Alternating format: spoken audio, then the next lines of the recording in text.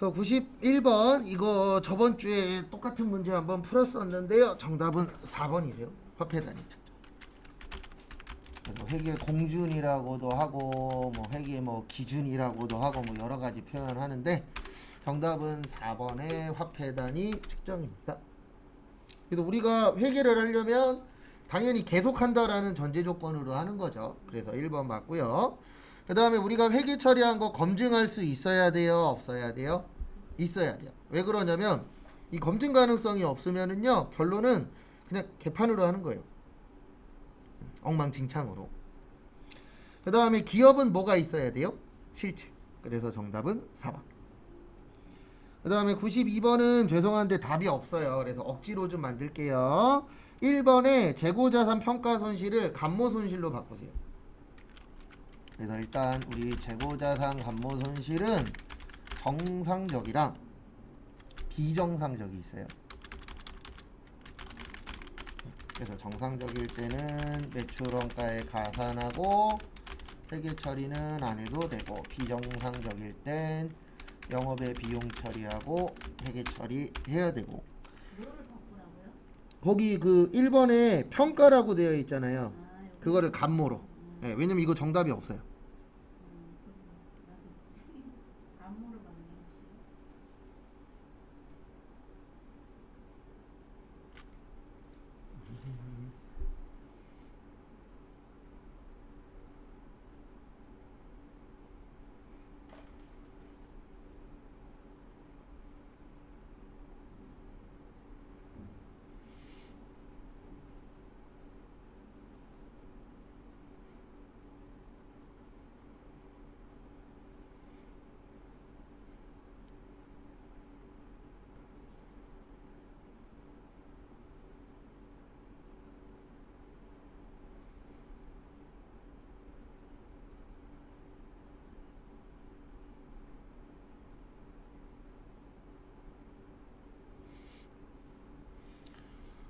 그 다음에 92번은 그래서 우리 감모의 뜻이 수량 부족이에요. 그래서 200개에서 150개 됐으니까 50개고요. 여기에 얼마예요?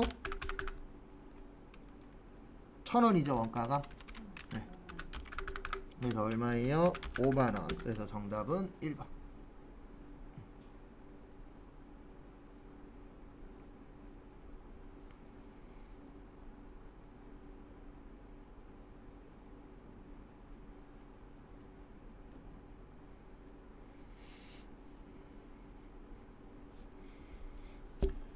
그 다음에 93번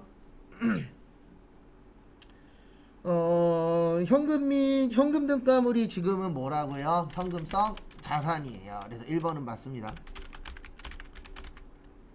그래서 지금은 현금성 자산이라 그러는데 예전에는 현금 등가물이라고 짧게 쓰여진 적이 있었어요.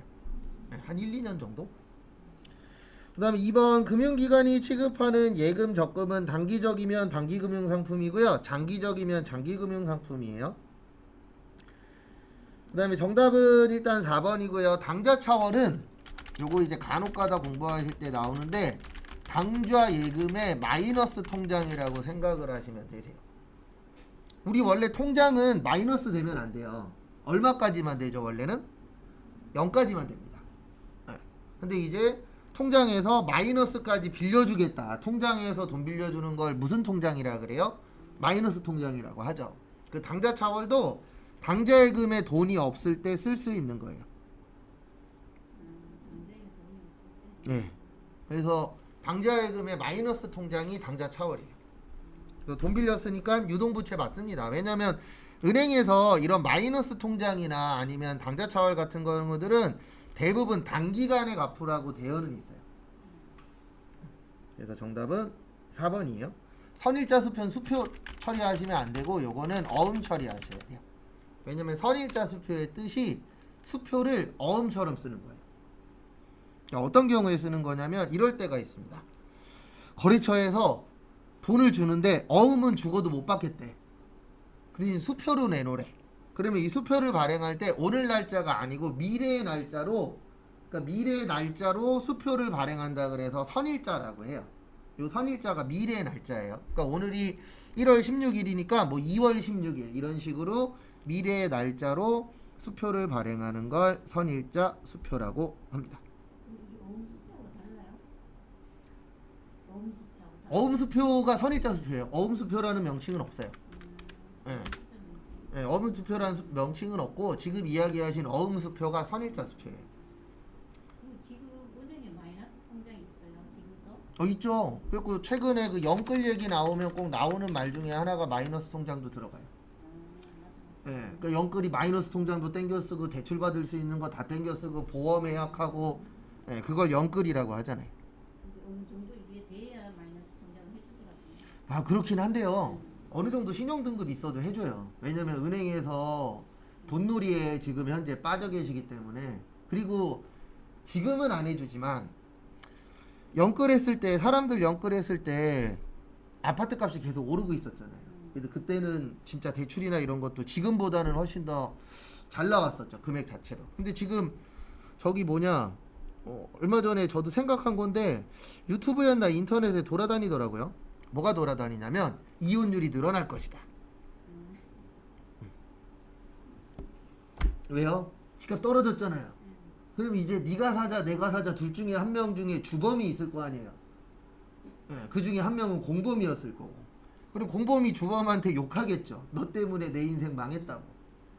왜냐면 지금 현재 이 상황이잖아요. 그러니까 일반 서민들 얘기는 아니고, 그러니까 어느 정도 돈 있거나 아니면 이제 부자 돼보려고 노력하신 분들 중에 이런 분들 있잖아요. 내가 6억을 어떻게 갖고 있어. 아니면 부모님한테 빌려갖고 6억을 얻었어. 그리고 50% 대출 받아서 12억짜리를 샀어. 근데 그게 지금 6억대로 떨어졌잖아요. 그러면 그거 팔아도, 예, 돈 갖고 나면은 내가 갖고 가는 게 거의 없죠. 예. 그러면 이제 할 거라고는 부부싸움밖에 없잖아요. 지금 현 상황에서. 예. 아, 제가 장담하는데 할 게 부부싸움밖에 없어요. 또 누가 하나 중에 암이 걸리잖아요. 그럼 이혼을 해야 된다고. 하나는 살아야 된다고. 어쩔 수 없어요. 그게, 미국에 그렇게 의료비가 비싸가지고. 예, 미국은 의료비가 비싼데 지금 우리나라는 이자율이 올라갔잖아요. 뭐 미국이 더 비싸긴 하지만. 정서가 왜 그래?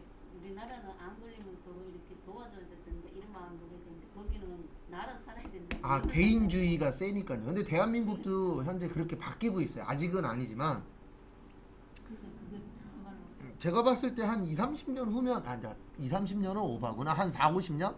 지금 현재 한 2, 30대 분들이 그때 나이가 되면 뭐 다 그런 건 아니지만 지금도 있긴 있어요. 근데 그런 비율은 앞으로 계속 올라가겠죠. 저도 군대 있을 때 저 두드려 맞을 때는 많이 신고 안 했거든요. 근데 저 제대할 때쯤에는 신고 양이 올라가고 있었어요. 지금은 어마무시할 거고 때리지도 못하겠지만. 근데 저 때는 엄청 때렸는데 신고하는 사람이 많이 적었죠. 지금은 그 군대도 거기에 들어가 있는 애가 많대요.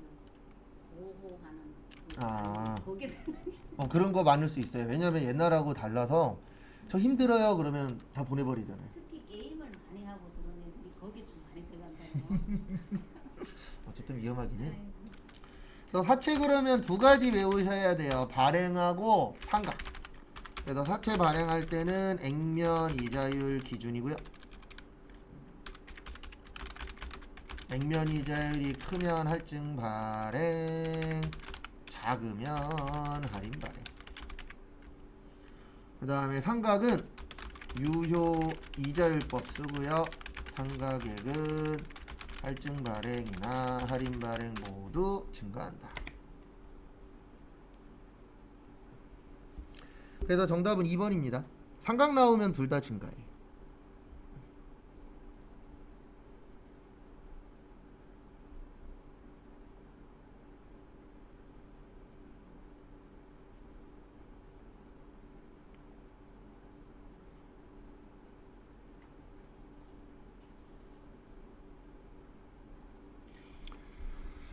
그 다음에 11페이지 보시면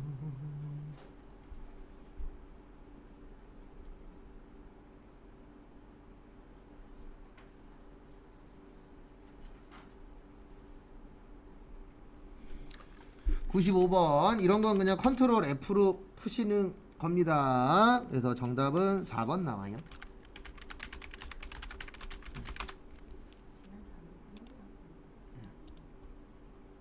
그래서 지난주에 한번 설명을 간단하게 드린 내용이긴 한데요. 간단하게 좀 보여드리면 요런 건 나오면 컨트롤 F인데 저기에다 밑줄 치세요. 전기 오류. 그리고 여기 잠깐만 보세요. 혹시 요거 위에 그 교육용 들어갔는데 깜빡깜빡 하시는 분들은 요거 새 버전 나왔다는 얘기거든요. 요거 오늘은 하지 마시고 내일 아침에 오셔서 업데이트 좀 해주세요. 왜냐면 이거 하는데 또 시간이 조금 걸리기 때문에. 틀지 마요. 네.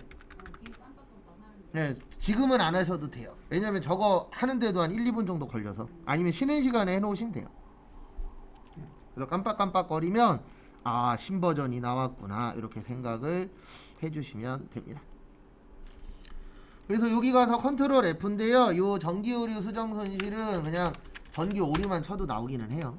그러면 수정 손실이죠? 그러면은 여기 있어요. 이익잉여금 쪽에. 그래서 정답은 몇 번이세요? 4번인데 저희가 알아야 되는 건 요게 아니고 요건 그냥 컴퓨터한테 치면 되잖아요. 그래서 이거 말고 전기 오류 수정 손실에서 아셔야 되는 건 이건 붕괴 문제로 나올 때가 있어요. 그래서 중요한 오류냐 중요하지 않은 오류냐 요게 중요합니다. 저희한테는. 그래도 중요한 오류라고 나오면은요 300번 때 전기 오류 수정 손익이 되는 거고요. 그리고 제가 손익이라고 써드리면 이건 손실도 있고 이익도 있다는 얘기예요. 계정 과목이. 그 다음에 중요하지 않으면 900번대예요. 그래서 중요하냐 중요하지 않냐 거기에 따라서 3으로 갈 수도 있고 몇으로 갈 수도 있으세요. 9로. 그건 이제 상황에 맞춰서 유두리 있게 선택을 해주셔야 됩니다. 되게 안 내요. 많이 나와야 한 3, 5년에 한 번 정도. 근데 아주 자주 나오진 않는데 내기는 합니다. 그래서 정답은 4번. 그리고 이런 종류 물어보면 무조건 컨트롤 F로 찾으세요. 본인 기억을 어느 정도 기억해서 하시는 것도 나쁘진 않은데 그거보다 그냥 치는 게 확률이 더 높아요. 그 다음에 96번 직접비는 특정 제품 맞습니다. 정답은 2번이에요. 우리 기초원가 또는 기본원가는 재료비랑 노무비라고 했죠. 그 다음에 가공원가랑 전환원가는 노무비하고 간접비. 그래서 정답은 2번. 왜냐면 거기는 가공이 아니고 뭐예요? 기초죠.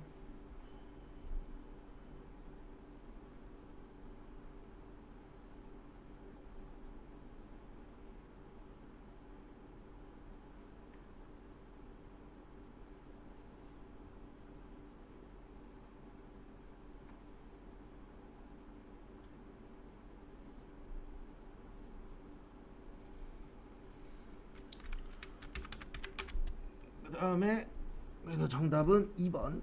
그 다음에 노무비는 노동력 맞아요. 그 다음에 간접비는 공통으로 쓰는 겁니다. 그래서 저기에다 밑줄 치세요. 직접비의 특정, 간접비는 공통. 그래서 직접비는 혼자 쓴 거, 간접비는 같이 쓴 거.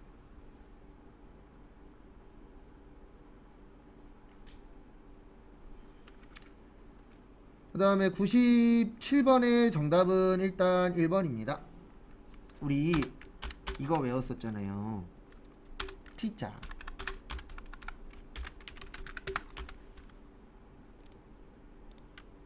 T자 보시면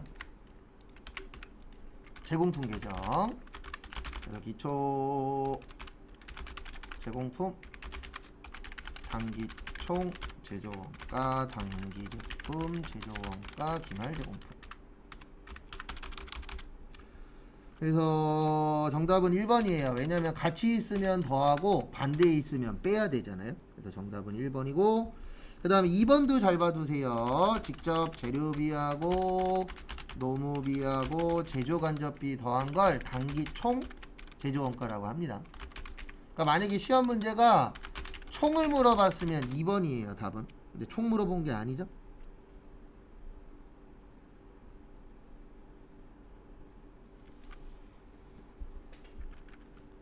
그 다음에 98번 평균법 구하는 공식이 아까도 적었었는데요. 요거였었죠. 말 곱하기 완 플러스 말분의 초 플러스 당. 그 다음에 제가 저번 주에도 한 번인가 지나가듯이 적어드리기는 했었는데요. 우리 저기 기말제공품 구해라 그러면 분모만, 그 다음에 단위당 원가 구해라 그러면 분모하고 분자, 그 다음에 아이고 기말제공품이 아니구나, 죄송합니다, 거꾸로 써놨네. 완성품 환산량, 그 다음에 기말제공품 구해라 그러면 공식합. 근데 지금은 단위당 원가 계산할 때래요. 그 다음에 고려하여야 할 원가입니다. 요렇게도 알고 계셔야 돼요. 여기 밑에는 수량이고 위에가 원가예요. 그리고 원가 물어봤으니까 초하고 뭐가 나와야 돼요? 당이 나와야 돼요. 그럼 초하고 당 몇 번이요? 2번. 그리고 만약에 선입선출법이면 1번이에요. 왜냐면 선입선출법은 위에 당밖에 없잖아요. 그래서 그거 관련돼서 계산 관련돼서도 나오니까 그것도 좀 봐주세요.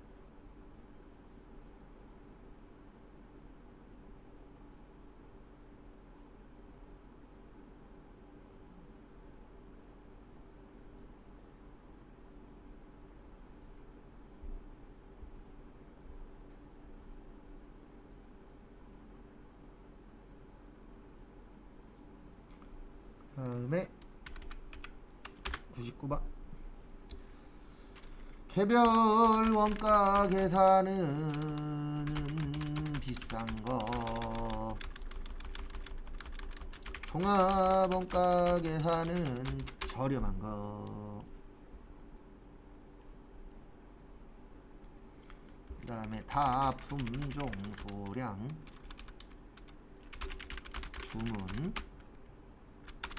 그 다음에 소품종 대량, 그 다음에 작업 제조 원가표 공정 완성품 환산량 제조 간접 비의 배부가 중요 기말제공품. 일단 보시면 1번 이질적인 제품 맞아요. 그 다음에 2번 핵심 과제가 제조 간접비 배부 맞습니다. 3번 공정 나왔죠? 정답 3번. 공정은 종합입니다. 그러니까 문제 푸시다 보면 비슷비슷하게 내는 문제들이 좀 있어요. 그리고 원래 개별하고 종합은 1년에 6번 시험인데 못 나와도 3번은 나오기 때문에 요거는 확실히 숙지를 하고 계세요. 참고로 이거랑 관련된 게 완성품 환산량 계산 문제 있잖아요. 이것도 이쪽이에요. 그리고 과대배부, 과소배부도 이쪽이에요. 왜냐면 간접비의 배부가 중요하다 그랬잖아요. 그 과대배부, 과소배부가 요 개별원가 계산이고, 완성품 환산량 구하는 게 종합원가 계산이에요. 그래서 이 파트 엄청나게 잘 나옵니다, 시험에. 가소배부, 과대배부, 개별원가. 네, 왜냐면 여기 있잖아요. 제조 간접비의 뭐요? 배부. 그렇죠. 그래서 과대, 과소가 요 파트예요.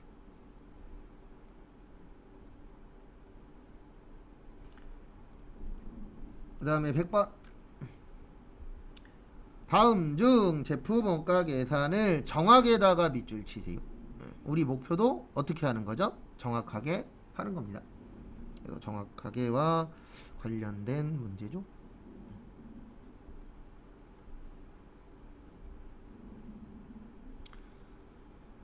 어쨌든 거기 보시면은요, 여기 보시면 일단 노무비 중 직접비가 많은 게 좋은 거예요. 왜냐하면 직접은 몇 군데에 쓰는 거라고요? 한 군데. 그래서 한 군데에 쓰는 게 많은 게 좋은 겁니다.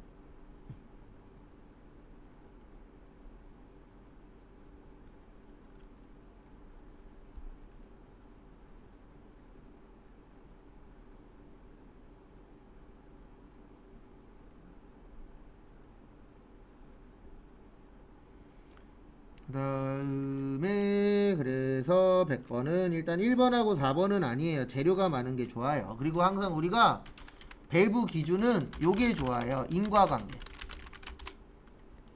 인과관계의 뜻이 뭐죠?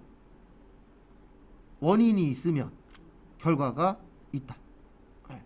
그래서 2번도 맞습니다. 그래서 정답은 3번이에요. 직접이 잠시만요. 정확하게 하기 위한 거죠. 정답은 3번입니다. 직접이 많아야 좋은 거예요. 왜냐면 직접이라는 건 몇 군데 쓰는 거라고요? 한 군데. 그러면 우리가 어떤 계산을 할 때 정확한 게 많은 게 좋은가요? 부정확한 게 많은 게 좋은가요? 당연히 정확한 게 많은 게 좋겠죠. 그래서 정답은 몇 번이세요? 3번입니다. 그래서 직접이 많은 게 좋은 거예요. 간접이 많은 것보다. 참고하시고. 그 다음에 101번 저기에다가 밑줄 치세요. 부가가치세 특징. 그래서 우리 부가가치세의 특징은 이렇게 됩니다. 첫 번째 간접세 맞고 직접세 아니고, 두 번째 일반 소비세 맞고 개별 소비세 아니고, 전단계 세공제법 맞고 전단계 거래공제법 아니고, 그 다음에 소비지국 과세원칙 맞고 생산지국 과세원칙 아니고.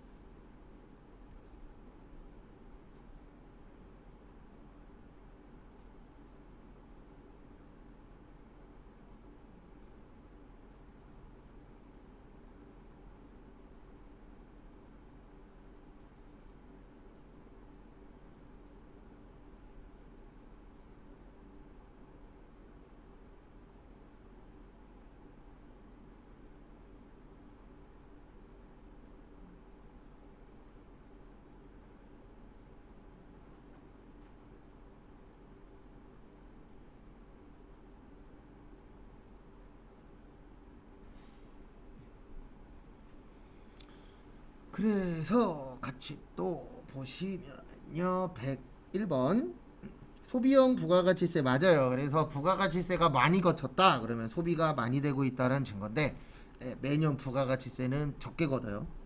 소비가 그만큼 안 따라주기 때문에. 그래서 올해도 휴일을 늘린다라고 발표했죠. 거기다 없던 휴일도 만들어준다 그랬잖아요. 뭐 만들어주신다 그랬어요? 작년에 크리스마스 때 대치공휴일 없었잖아요. 근데 올해부터는 크리스마스가 주말이면은 대체공휴일 해준다라고 했습니다. 예. 그 이유는 뭐예요? 뭐가 없어서? 소비가 없어서 만든 거예요. 결과적으로. 그 다음에 또 다음 거 보시면요, 2번 전단계 세액공제법 맞아요. 그 다음에 다단계 거래세 맞습니다. 정답은 4번이에요. 직접세 아니고 간접세입니다. 그러니까 문제 풀어보면 아시겠지만 어떤 거는 요렇게 나오면 행복할 것 같아 라고 하는 게 있어요. 그러니까 시험 문제이기 때문에 어떤 건 좀 복잡하게, 어떤 건 좀 단순하게 이게 왔다 갔다 합니다. 그 다음에 102번 정정에다 밑줄 치세요. 정정이 고치는 겁니다. 그래서 다른 말로 수정이라고도 하죠. 같은 말이죠. 그래서 정정하거나 이제 수정하는 건데, 거기 보시면은요, 1번 사업장 이장하면은 당연히 고쳐야 되죠. 정답은 2번이에요. 왜냐면 이게 4번에 상속으로 인해서 바뀌는 건 괜찮거든요. 근데 증여로 인하여 사업자의 명의가 변경되는 때 요거는 폐업사유예요. 그러니까 저것 때문에 달래요. 4번하고 2번하고 비슷하잖아요. 근데 이제 차이가 뭐냐면 증여냐 상속이냐 차이예요. 그래서 증여는 살아계실 때 받는 거고, 상속은 돌아가신 다음에 받는 겁니다. 그래서 돌아가신 다음에 받는 거는 국가에서도 상관이 없다고 봐요. 왜냐면 세금을 다 내시니까. 그래서 정답은 2번이세요. 요거 가끔씩 출제됩니다.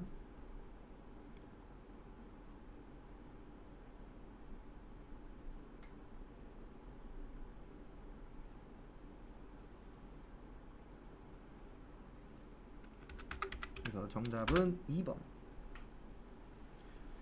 그 다음에 103번은 단번져 불러드리고 설명드릴게요. 정답은 몇 번이냐면 1번입니다.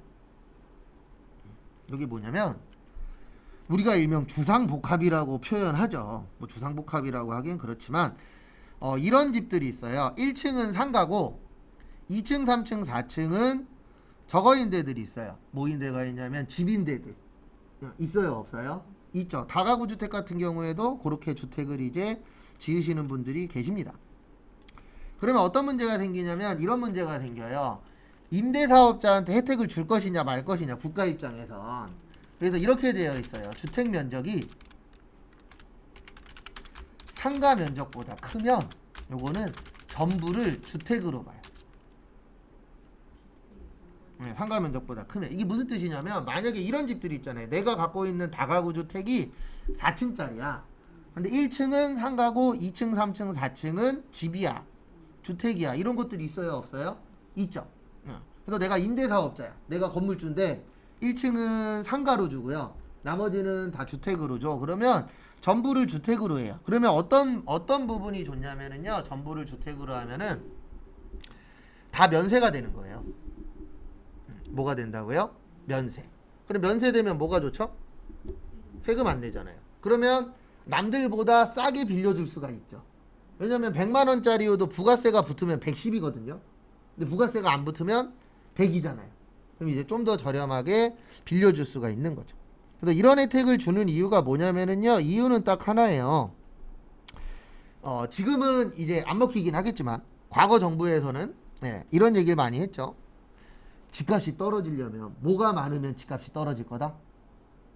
집이 많으면 집값이 떨어질 거다. 그래서 집 짓는 사람들한테 유도를 하는 거예요. 너네 집 지을 때 주택을 좀 더 많이 지어. 그러면은 세금적인 혜택을 줄게. 이렇게 가는 겁니다. 그래서 이게 생긴 거예요. 근데 상가 밑에 1층에 상가가 2개 있고 위에 집이 하나 있어요. 그러면은 아니죠. 그걸로 보는 게 아니고 면적으로 보는 거예요. 밑에가 2개냐가 문제가 아니고 어느 면적이 더 크냐. 주택 면적이 크면은 전부가 주택 전부 다 면세로 해주는 거예요. 원래 상가는 과세거든요. 근데 주택 면적이 상가 면적보다 뭐 작거나 같으면 요때는 주택만 주택으로 봐요. 그러니까 결론은 뭐냐면 집 지을 때 상가하고 같이 지을 거면 집을 더 많이 지어라. 그러면 세금적인 혜택을 주겠다. 근데 왜 주냐면은 집이 많으면 집값이 어떻게 될 것이다? 떨어질 것이다. 근데 웃긴 게 뭐냐면 지금은 또 집값 떨어진다고 난리죠? 전 정부에서는 집값 오른다고 난리였고. 그러니까 결론적으로는 정답은 없는 거예요. 뭐가 맞는지. 근데 제가 봤을 때 저기 저도 대출액이 있어요. 한 1억 가까이 있는데 한 5년이나 10년 동안의 승자는 저기 대출 없는 사람이 승자가 될 것 같아요.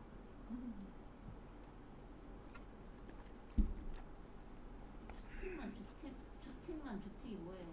주택만 면세란 뜻이죠. 주택. 상가는 과세고. 원래 상가는 다 과세거든요. 이런 혜택을 주는 이유는 집이 많으면 세금을 집이 많으면 집값이 떨어질 것이다. 이렇게 보는 거예요. 그 다음에 104번 원천징수에다가 밑줄 치세요.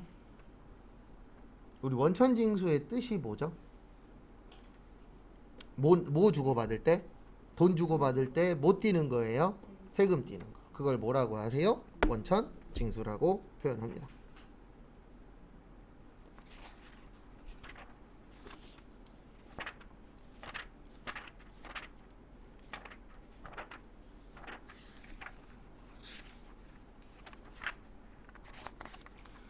저기 여기 어디 있더라? 여기 어디 있는데?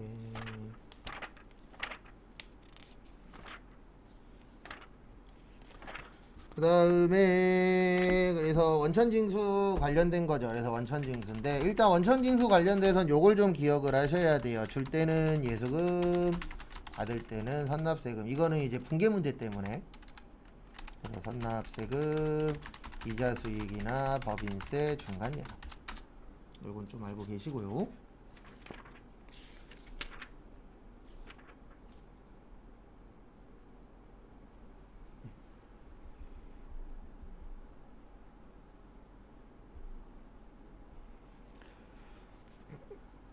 그래서 원천징수라는 건 돈 주고 받을 때 세금 떼는 건데 정답은 3번입니다. 부동산 임대소득이 월세예요. 우리 월세 주고 받을 때 세금 떼고 줘요? 아니죠. 그냥 원금 다 줍니다. 그 100만 원이면 100만 원 주는 거지. 거기에서 뭐 세율 몇 프로니까 세금 뗄게요. 이런 거 없어요. 그래서 정답은 3번. 이자 받을 때 은행에서 세금 떼고 주고요. 2번하고 4번에 갑종은 지워버리세요. 옛날엔 갑종을종 막 이렇게 나눠 썼는데 지금은 그냥 근로소득하고 퇴직소득밖에 없어요. 그래서 지금은 근로소득, 퇴직소득인데 우리 월급 받을 때 회사에서 세금 떼고 주죠? 퇴직금 받을 때 회사에서 세금 떼고 줍니다. 그래서 정답은 3번. 월세 주고 받을 때는 세금 안 떼요. 그 다음에 105번은 이거 못 외워요. 이거 482페이지에 있어요. 저희 교재 482페이지에 보시면 순서 있거든요. 근데 이런 건 외우지 마세요. 일단 정답은 1번이에요.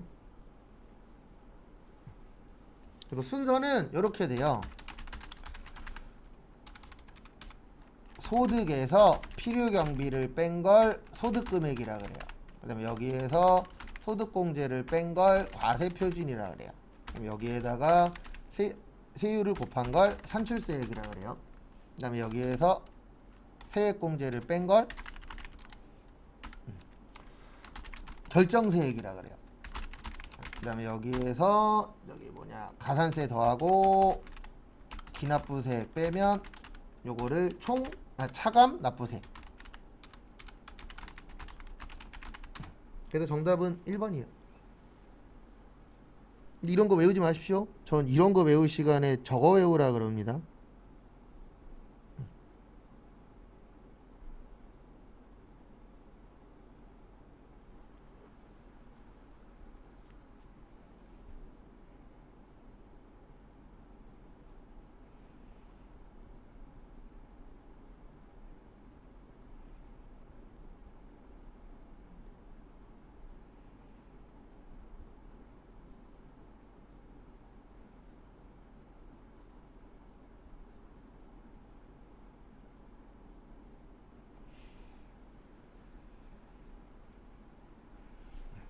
그래서 정답은 1번입니다. 그리고 이런 거 외울 시간에 저거 외우세요. 원가에게. 그게 훨씬 더 좋습니다. 이거 이 문제 이후로 나온 적 한 번도 없거든요.